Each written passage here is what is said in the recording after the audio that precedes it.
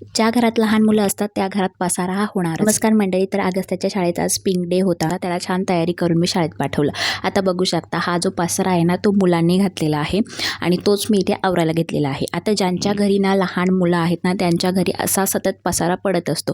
आत्ता इतकं सुंदर मी आवरलेलं आहे ना, तर दोन्ही मुलं दुपारून शाळेतून आली ना की घरामध्ये परत तसंच पसारा होणार आहे। दुपारचा इथे माझा स्वयंपाक चालू आहे। आज दुपारच्या स्वयंपाकामध्ये डाळ भात आणि छोळ्यांची भाजी केलेली आणि सरकारकडून जी अंडी किंवा केळी वगैरे येतात ना, तर ती आज अगस्त्याला आणि छोटूला भेटली होती। त्यातलं एक केळं मी खाल्लं, मला खूप भूक लागली होती।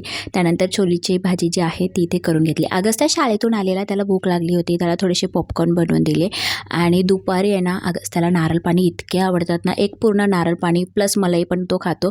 पण ना काय झालं, त्याचं नारळ पाणी पिऊन झालं आणि थोडंसं नारळ पाणी राहिलं होतं, तर आत्याने ते चुकून पिऊन घेतलं आणि त्याला ते पाहिजे होतं म्हणून तो खूप रडत होता। संध्याकाळी ना योगा करून आली ना तेव्हा भाजी घेऊन आलेली आणि आता थंडीचे दिवस आहेत, मेथी खूप अवेलेबल झालेली आहे, तर आज मेथीची भाजी करायला घेतलेली आहे। तर तेलामध्ये लसूण मिरची कांदा शिजून घेतला आणि त्यानंतर त्याच्यामध्ये मीठ मसाला आणि हळद टाकून शिजून घेतला। बटाटा पण मी आज टाकलेला आहे मेथीमध्ये। त्यानंतर मेथी टाकून घेतली आणि शेंगदाण्याचं कूट पण टाकलं होतं शिजल्यानंतर। मेथीची भाजी झालेली आहे आणि आत्यानी थंडीचे दिवस आहेत म्हणून लाडू बनवायला घेतलेले आहेत। तर सर्व जे मिश्रण आहे ते एकत्र करून ठेवलं आणि दुसऱ्या दिवशी हे लाडू वळवणार आहोत।